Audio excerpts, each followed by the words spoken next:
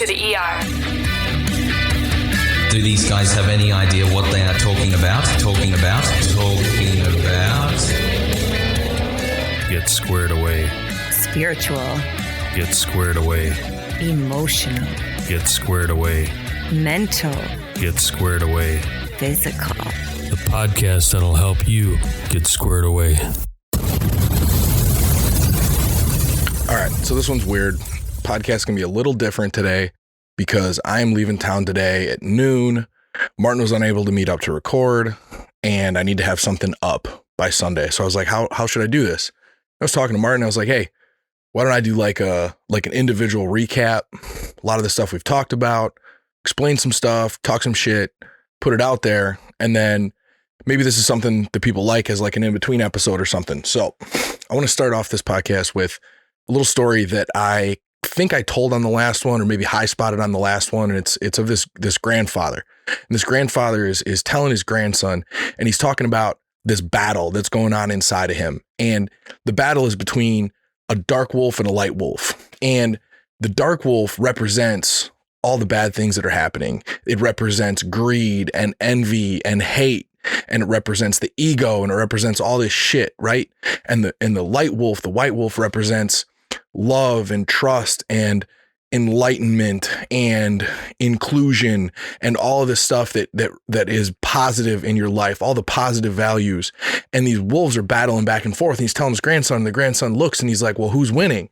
And he tells the grandson, he's like, the wolf that you feed is going to win. And that's what this podcast is about. This podcast is about feeding that wolf. If you can listen to this for an hour a week, you can maybe watch some videos from the Instagram, you can like some pages, you can do a bunch of other things on that end. And then maybe after that, you start to surround yourself with positive people, and that has a positive impact. And then after that, you actually go in and you start to look at the social media pages that you follow, and you go over that and get rid of all the hate and all the trash and all the garbage and all the stuff that's just wasting your time. And you surround yourself with people that are inspiring on social media. And then after that, you start to look at the type of ways that you spend your time, and you stop watching shit TV shows on Netflix, and you start watching documentaries, and you start learning, you start enlightening yourself, you start building your brain, and maybe you start doing audiobooks in traffic instead of listening to talk radio or the regular radio. I mean, the regular radio is great, but holy crap, man, I can't do commercials anymore. It's trash. But you take all this, and then over time it compounds. And when you compound that again and again and again and again, all of a sudden you have just the makings of being a beast, and that is feeding that light wolf. And that's kind of what I wanted to talk about today, is like all the different aspects of things that we do and things that we talk about, and all the different things that we've had the chance to talk to other people about on this podcast. And I kind of just want to break down the squared away mindset and what being squared away is. And squared away is this interesting concept that Martin brought to me after recording a few episodes that kind of opens up the world to all the different aspects of self-improvement. And you are never squared away. It's never an accomplishment. Squared away is an investment in your time, an investment in yourself. It's a process or a mindset. And that mindset is concentrating on all the different aspects of personal improvement. And the different aspects that we really like to highlight are the physical, the mental, the emotional, and the spiritual. So I think what I want to do is I want to take each one of those and break them down and just kind of cover a lot of the high spot info, more of like a bullet point conversation. And if you guys are listening to this and you want to reach out, hey, I want more info on this. Hey, I don't agree with this. Like, me and Martin's email is always in the bottom of every podcast that we do. And I really would like to get some more engagement. There's a few of you guys out there that listen every week religiously, and you're always writing me stuff, and that's awesome. And I would love, because you sending me stuff and us having those conversations open my eyes to more things that I would never come across. because I mean, I have two phones. I have one phone that is like my work phone and my family phone and my everything that I need to see. And then I have my old phone that has my social media on it. And I don't spend much time on it. Like I got friends that got to message me like, hey, I sent you something here, look at it. And it's just, my time is too valuable for me to have to scroll through 1,000 things to find one golden nugget, right? So, but if you guys randomly come across golden nuggets and send them to me, then I'm able to enlighten myself and then talk about it here. And Martin and I are able to enlighten thousands of people. So take your time. If you have anything, shoot it out to me, man. Shoot it out to Martin. You want to just tell him that Asians aren't as cool as he think they are? Tell him. He likes to hear that. I tell him all the time. But I guess to start breaking it down, let's work into the physical. And what is physical? Well, physical covers a lot of different things. Physical covers your physical body as far as the aesthetics, right? So if we break it down into aesthetics, you've got your muscle mass, your body fat, your ratios.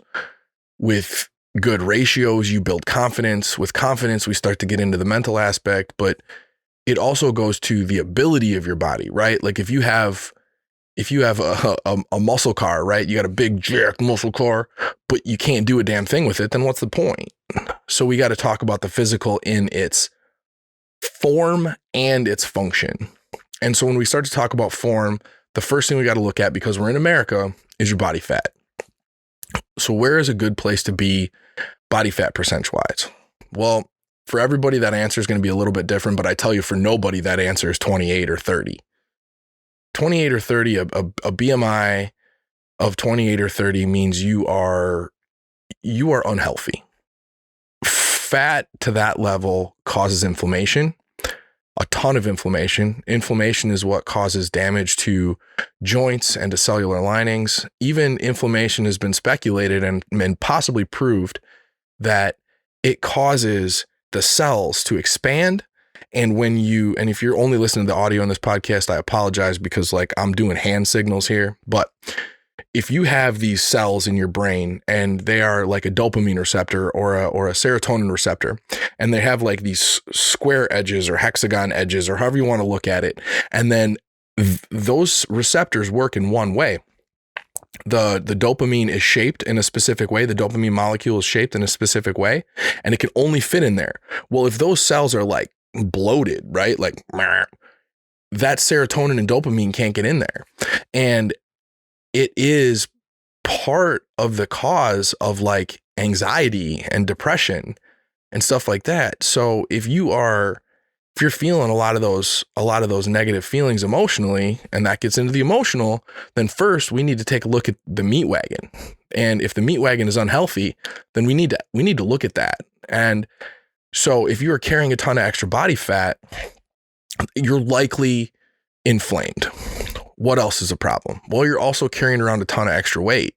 If you at 18% body fat would be 180 pounds, but you're 230 pounds, you're carrying around an extra 50 pounds or almost an extra 35% of your body that you really shouldn't be carrying around. So what does that do? Well, I mean, first of all, it wears on your joints like a beast. Can you imagine putting a 30 pound or 50 pound backpack on and carrying it around every day? Man, that shit would suck. But what it also does is it also causes your body to have to work that much harder to do everything. And when we work that much harder, we create oxidative stress. And oxidative stress is basically what causes cell death and causes us to age. So if you are overweight and carrying around a ton of extra weight, you're actually aging yourself faster and probably killing yourself faster in so many more ways. But then, all right, so you could be just skinny, right? Like skinny fat, some people call it. But if you're just skinny and don't have muscle mass, then I'm not sure if you guys know, but starting at like 40 or 50 years old, your muscle mass starts to decrease somewhere between like 2 to 5% a year or 1 to 5% a year. So if you're starting at 40 or 50 years old and you barely have any muscle mass, think about how frail and damaged and unable you're going to be at 70 years old. Well, a lot of us aren't going to be able to actually retire and not work until we're 65, 66, 67. So what happens then?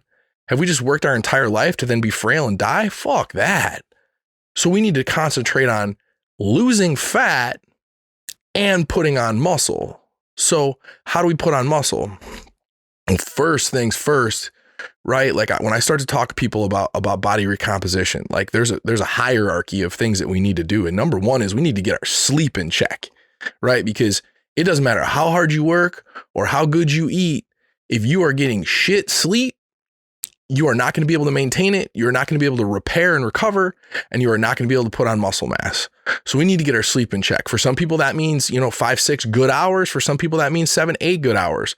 Rarely does it mean 10, and rarely does it mean 3. So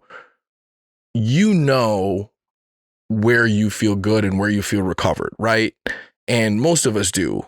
And for me, it's about 7 hours, and it's a consistent 7 hours. Like if I go one night where I don't have good sleep or I only sleep for 3 hours, I don't just get to make that up the next night. Like it's a slow grind to get back. So we need to get our sleep in check. What's next after we get our sleep in check? Then we need to get our diet in check. And what does that mean? Well, there's a big gray area of like perfect diet and shit diet. And just because you're not at the perfect diet doesn't mean you can't be closer to the perfect diet from the shit diet. So first things first, we need to try to reduce the processed foods. And if you think about processed foods, like processed foods are all the shit that come from the center of the grocery store, right? It's the box snacks, it's the breads, it's the noodles, it's the candy, it's the cakes, the cupcakes, the cookies, the pancakes, the waffles, the pasta salads, the cereals, the Eggos, did I say Pop-Tarts yet? I might have said Pop-Tarts, donuts, pastries, bakery stuff. It's all the food that goes through so many processes that your body just sucks it right up and has to spike a ton of insulin to then break it down and process it.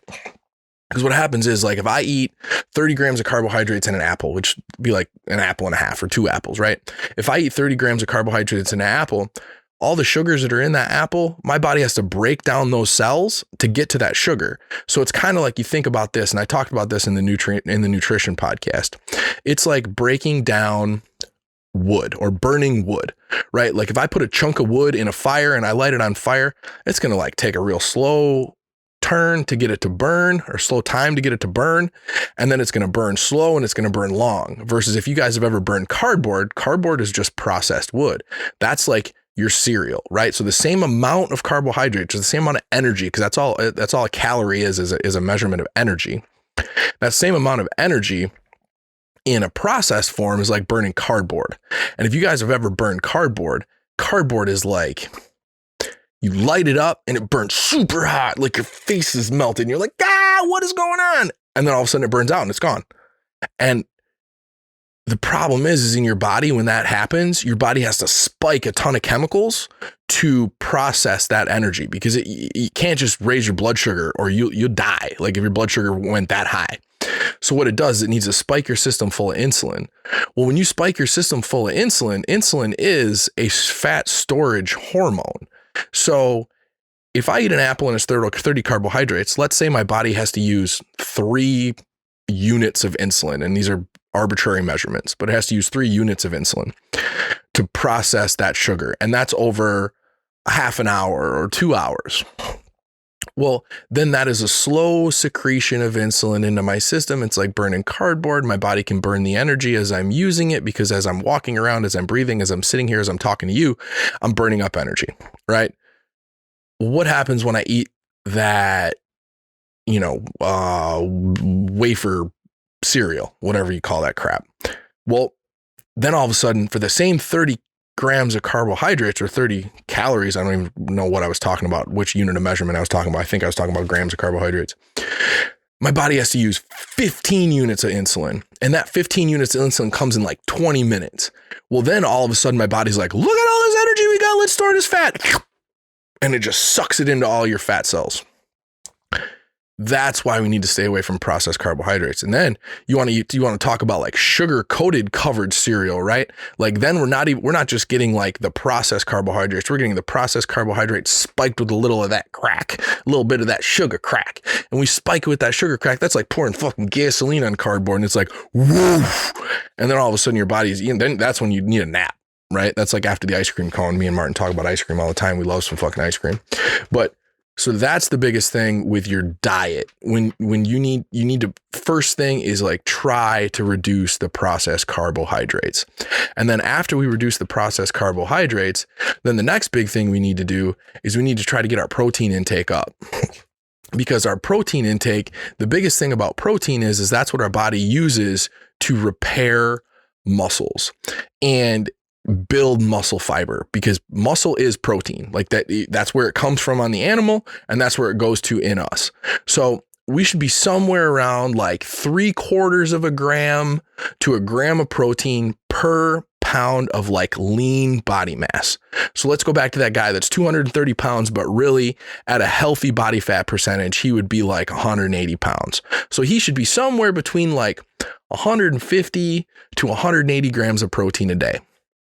And you got to watch how much of that you're getting from like processed protein, because just like processed carbohydrates, processed proteins have their benefits, but they also have their negatives. And their negatives is they kind of come in and go out real fast. So if your body doesn't need them or can't break them down or can't uptake them, a lot of that protein, you might just be like pissing out. So we're going to try to get a good amount of that protein from real food, from whole food. So let's say like, man, if we can get like 100 grams of like solid meat protein, and then like another 50 grams, 60 grams in via like a protein shake, protein bar, stuff like that would be a really good place for that dude. Okay. Or female. And then after that is when you can start like tweaking all the weird things like your energy balance, and you're reducing your calories, right? Your protein always stays the same, but your carbohydrates and your fats can be kind of molded depending on where you're at, how much energy you're using, if you want to lose weight, if you're just trying to build muscle, and all these different things you want to do. And then you can start adding in like supplements, and you can start doing extra things around workouts. You can do food timing. And then like, that's where we start to get like from the shit diet over to like the amazing diet, right? The perfect, key diet. And somewhere in there is where you're going to be and where you're going to feel the best. And just because you're not here at the perfect diet doesn't mean you can't get further away from this trash, is where you're at. So that's the diet part of physical. So now how about the movement part of physical? Well, that's another like big drastic gray area or scale, right? And give me a second and I'll get right to that. I need to take a little second for this. Okay, physical, we're going to call it physical movement, not working out, because people that call it working out, or you start to talk about workouts and people get a little weird about it. So we're going to call it physical movement. Look at that thing on my face. So your physical movement, this is another big scale, right? And everybody's got a different starting point. Everyone moves their body a little bit different and a little bit less or more. And then everybody has a different goal. So like, let's first talk about like the starting point. And this is where you guys got to kind of be, I don't know what the right word is, like self-reflective. So you need to be as self-reflective as possible. So where is your starting point? How many steps are you guys putting in a day? Is your job physical, or do you sit at a computer? Have you ever started to work out? Have you never worked out before? What was your, sporting history in high school? Like we have all these things that we need to first figure out. And it's like where you're at. Once you figure out where you're at, let's keep this in the screen. Once you figure out where you're at, then you can start to do more, and you can park further away. You can move your body more. You can work out more. You can get up and go for walks in the middle of your day. You can get a standing desk. You can do all these different hacks or different things that you can do. But you got to know where you start. So then let's talk about the goals, right? Like the different goals that everybody has. And if you are medium to drastically overweight, then I would say your first goal should be to lose fat. Okay. So let's concentrate on that first. if you're a skinny guy, skinny girl, and you're just looking to put on muscle, then just hold for a second, and we'll get to that. This won't take that long to talk about the losing fat. While losing fat is while losing fat is simple, it's not easy. The simplicity of it is you put a certain amount of calories in your body and you burn more calories in a day than you put in your body, you will lose fat. You will lose weight, period. Because what's happening is that's what's called a calorie deficit. You're in a deficit of the amount of calories that you're burning. Now, while that's simple, it's not easy because our body is a malleable organism. And if we just stop eating or we're in a 1,000 calorie deficit every day, our body will down regulate everything that we do. And when you're done with dinner, instead of having that feeling to get up and move around, or when you get home from work and your kids want to play, instead of having that feeling of going out and play with them, your body will emotionally and mentally change you to be lethargic because you do not have the extra energy to burn. Where people see a lot of benefits there is in a ketogenic diet, where you don't have the energy spikes up and down. You are kind of always at a good base level of energy and your body is always burning on fat. It's just sometimes it's fat that you eat and sometimes it's fat on your body. So while the science dorks will tell you like keto doesn't make any sense, it's calories in, calories out. Yes, you're 1,000% right. It is calories in, calories out. But the part that completely ignores is that ignores the mental and emotional aspect of being in a calorie deficit. And those people, they just ignore that. So what we need to do is to try to hack that mental and emotional side. So if you're obese, if you have a lot of extra body fat, I suggest looking into and studying ketosis. What ketosis is a state of energy consumption in your body where your body is using fat. The energy in fat is ketones versus glucose, which that is the energy in carbohydrates. Do the research, figure it out, and commit to it. You can't go in and out. You can't go up and down. You can't do keto 5 days a week and then eat normal on the weekends. You will fuck your system up.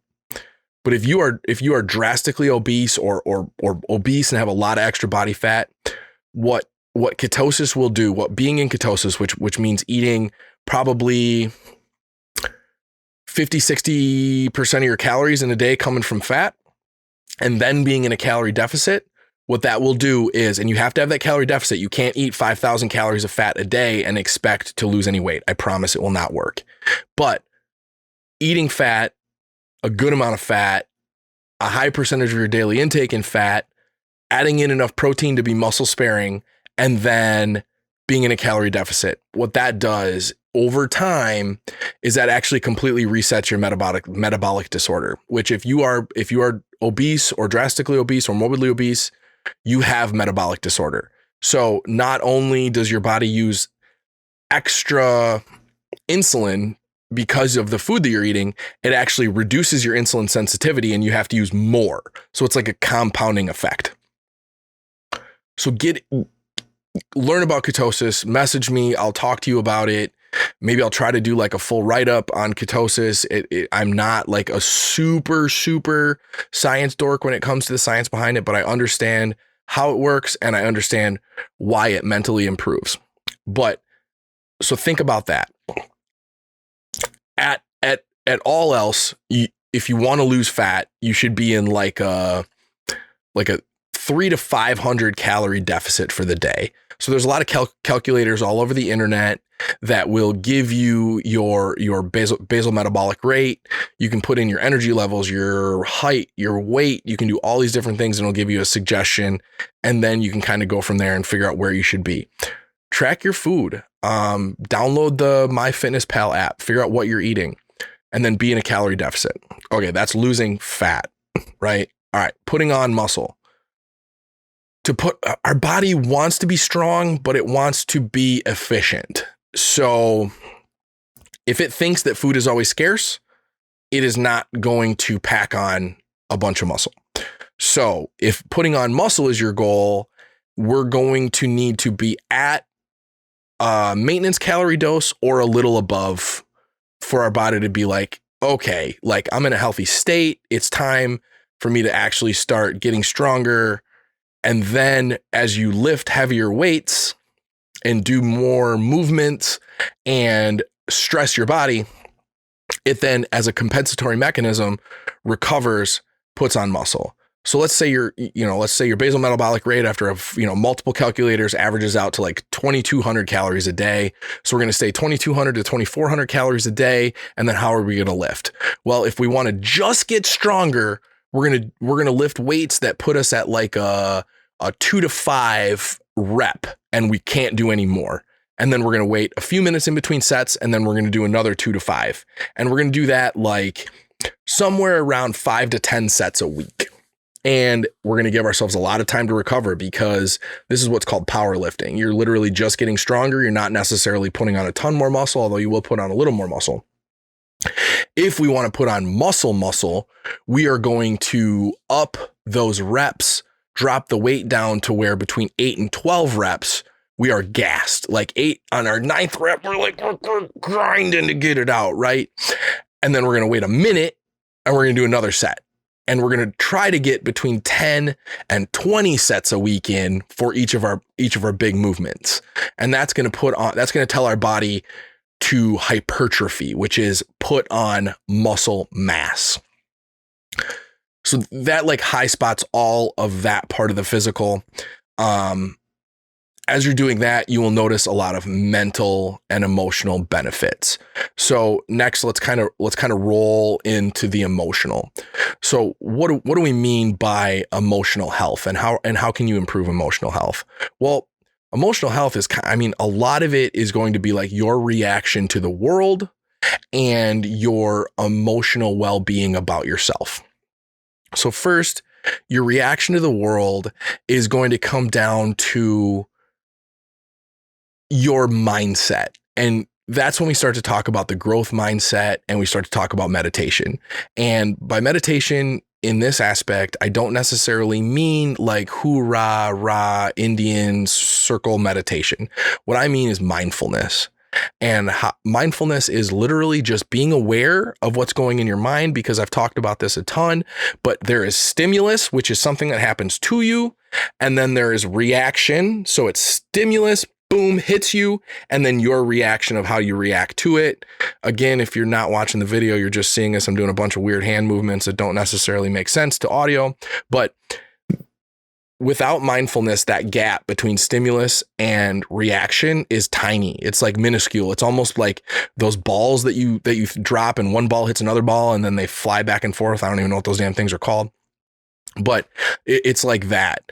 And as you practice mindfulness meditation, which is literally just closing your eyes, breathing, and concentrating on the breath, you can do some sort of a 2-syllable word. I like to do this counting meditation where you take each number and make it into 2 syllables. And one of the syllables is on the in breath and one of the syllables is on the out breath. And then I'll count up so that I can kind of like, I have something I can concentrate on. I'm concentrating on the breath, and it's giving me something to measure myself, because when I get to 14, and then my mind starts to wander, and then I notice it that the mind has wandered, and I grab it and I bring it back, and then I start over. So I made it to 14 that time, and then I'll try to make it to a higher number. But that's what mindfulness meditation is.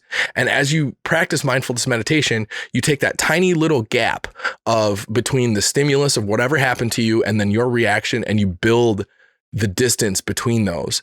And as you can build the distance between stimulus and reaction, you all of a sudden have time to look at that stimulus. You have time to think about what happened, how much it can affect you, how it really can't affect you unless you let it bother you. And then you have a time to calm the reaction. So if we just take that and we look at that as a traffic scenario. So if you have zero gap between your stimulus and reaction, okay? Guy flies by you, cuts in because there's another car there, hits his brakes because he's too close to the car in front, and then pulls over on the side to get off to go around two other cars, your instant reaction is rage. You are in a rage of nothing that you have ever felt. You start to shake, your heart rate elevates, you dump cortisol into your system, and you want to chase this guy down, and you want to grab him by the collar of his shirt, rip him out of his fucking car, and beat him into a pulp on the side of the interstate, right? Like that's the feeling that you have, and you have this rage. Okay. As you practice mindfulness meditation, you build that gap, right? And the guy still does the same thing, but then you have, instead of a millisecond to think about your reaction, you have a second or 2 seconds where your body has not reacted yet and you've thought about it. And in that thought, you can remind yourself, well, he didn't fucking hit me. Like, yeah, that was scary for me for a second. He could have hit me, but he didn't. Silver lining, I'm still driving to work. I don't know where that guy's going. What if that guy is trying to get to the hospital because his dad is almost ready to die and he wants to apologize for something that he said the night before? You don't know what is going on in that guy's life. And all of a sudden, all of that nasty reaction just kind of fades away. And you're never perfect at that. It's just like everything else. But the goal of working on being squared away, or working towards being squared away, or the mindset of being squared away is improving all these things a little bit. So that's one of the big things with the emotional strength. And then the other big thing is, and then the other big thing is the growth mindset, which we talk about, which, guys, if you have not read Carol Dweck's book, Growth Mindset, audiobook it, look up YouTube videos, go listen to our mindset podcast we did twice. That's how important it is. But the growth mindset is literally changing your operating system from I can't to I can't yet, or I will be able to with the right amount of effort.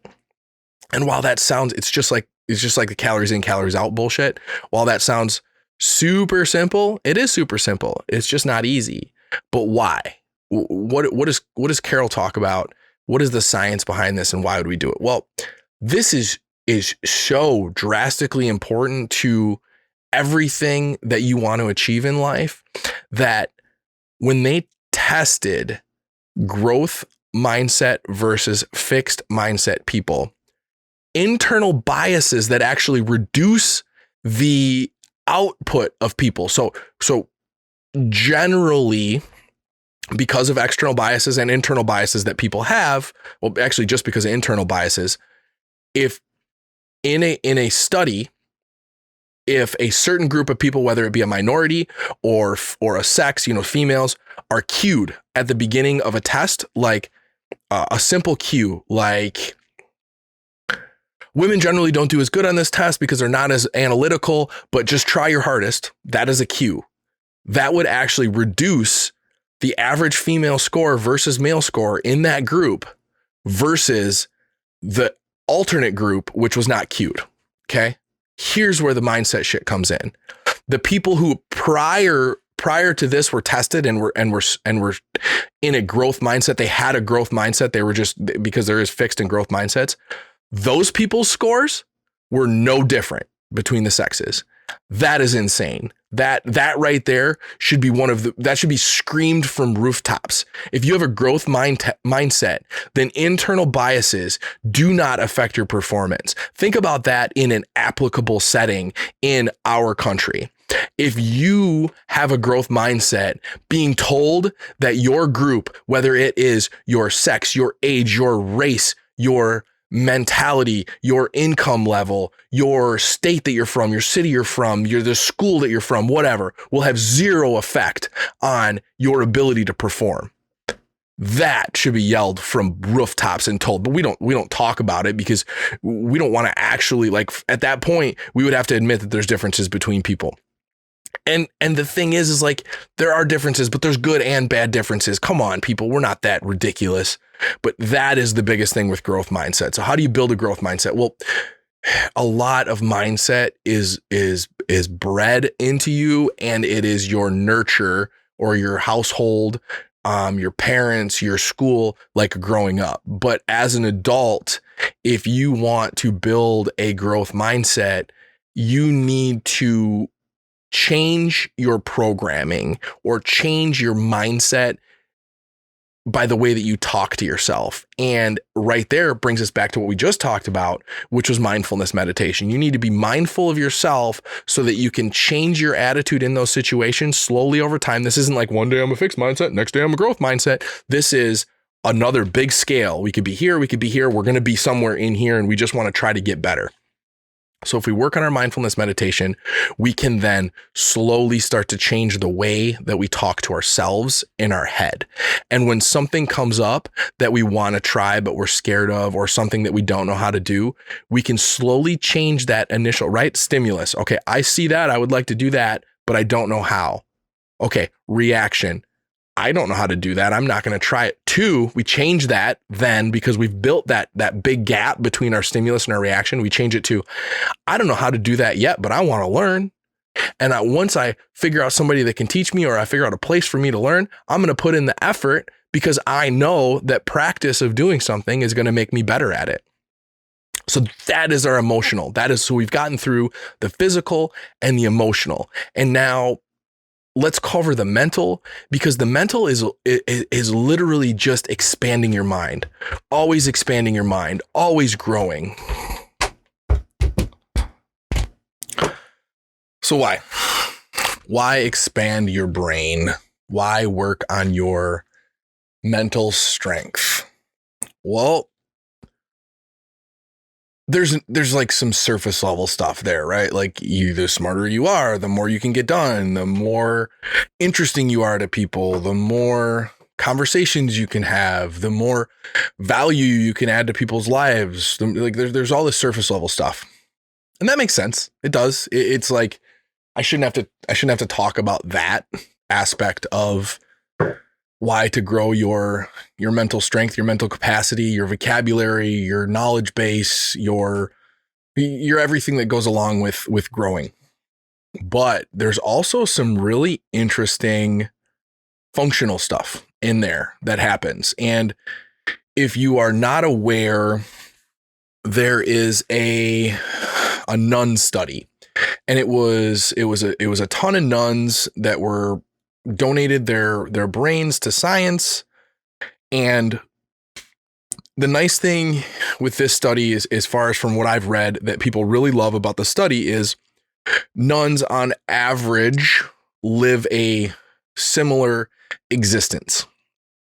Their activity levels are close to the same. Their diets are similar. They're on average like a pretty similar group of people. So it's not necessarily having that much more physical input that would change this study that much. So that's one of the big reasons that people like this study. So they hacked all these brains open, and they found all these atherosclerotic plaques, which our brain works off of these electrical signals that go through all these different pathways, these neural pathways, and billions of different electrical signals between different parts of our brain make up our thoughts. And when you get these atherosclerotic plaques, think of that as like a kink in your water hose. And these atherosclerotic plaques stop the electrical signals from going through. And those plaques are what causes Alzheimer's, or some forms of Alzheimer's, the age-related forms of Alzheimer's. And the more of those plaques, the more Alzheimer-like symptoms you should have. But the biggest difference is there's a big chunk of these nuns that had all these atherosclerotic plaques all throughout their brain, but while they were alive, didn't really show much, if any, Alzheimer's symptoms.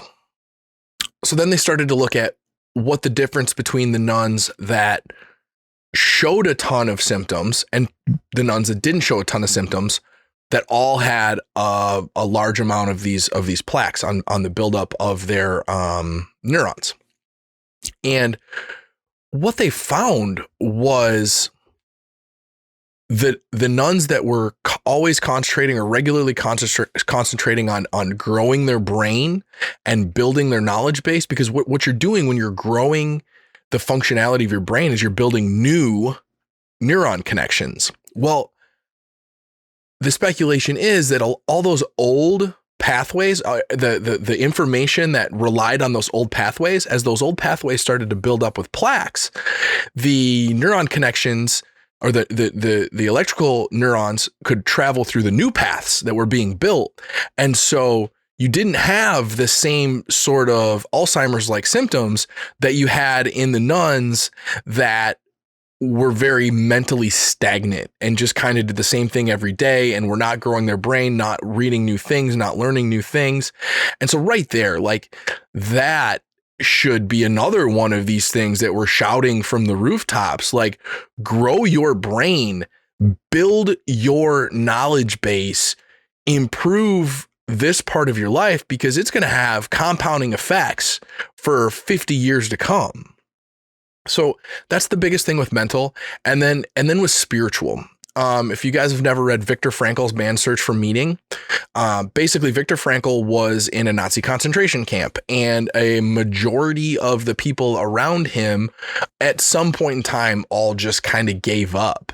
And Viktor Frankl never really gave up. And what the book Man's Search for Meaning is basically saying, like, when you have something bigger than yourself to live for, you don't give up, because it's not about you. It's about something larger. So as far as your spiritual well-being or your spiritual health, like, this doesn't necessarily mean a monotheistic religion like Catholicism or Islam or Judaism, or even a polytheistic religion like, the other one that's in the Middle East. I'm missing that one, but that's a polytheistic religion. Basically, monotheist is one God, polytheist is multiple gods. Your religion doesn't even really need to be a theistic religion. It could be a Buddhist a religion, which Buddhism is basically the tenet of the main tenet of Buddhism is, like, we all go through pain. We all are going to suffer. Life is suffering. If you can pull back your emotional connection to the suffering and let the suffering happen, because it's going to happen no matter what. Like, everybody is going to suffer through life. You can reduce your emotional connection to suffering, and you can watch the suffering happen, and then get through it, and then come out the other side and be better at it, and be better and healthier, and you don't have the emotional connection to the suffering that you have. That's high spot tenet of Buddhism. But your spiritual well-being is more about knowing your why, knowing that there is something bigger than you, whatever that is. Having that thing that's bigger than you to live for, and then having a regular practice. Like, there's a ton of people out there who are religious, but practice religion way less than people who consider themselves not religious, and they just consider themselves a spiritual being, right? And they're constantly practicing. Oh shit, I just got the notification that my hard drive is almost full. We better wrap this up at 43 minutes. So that covers everything. I wanted to get into some of the most recent books that I've been reading and high spot those and give you guys an idea so that you have a reading list. But with this, I think we're going to cut it, and I'll upload the audio and I'll upload the video to YouTube. And if you guys like this format, reach out. And it's something that when we are unable to meet, this is something that we can do. It's pretty easy to sit down and throw one of these together. And it's nice to kind of summarize what we've been going through and kind of give a one-stop shop of, like, what is Squared Away, why listen to it. And I love every one of you guys, like every one of you that's out there, especially when you message me like, hey, this part of the podcast really helped me. You're spot on. This part I didn't agree with. Like, I love all of that. Like, that's what I'm here for. Like, I believe I was put on this earth to try to motivate and inspire as many possible people to be better versions of themselves as possible. And that's what I'm here for. I hope you savages have an amazing day and week, and enjoy yourself.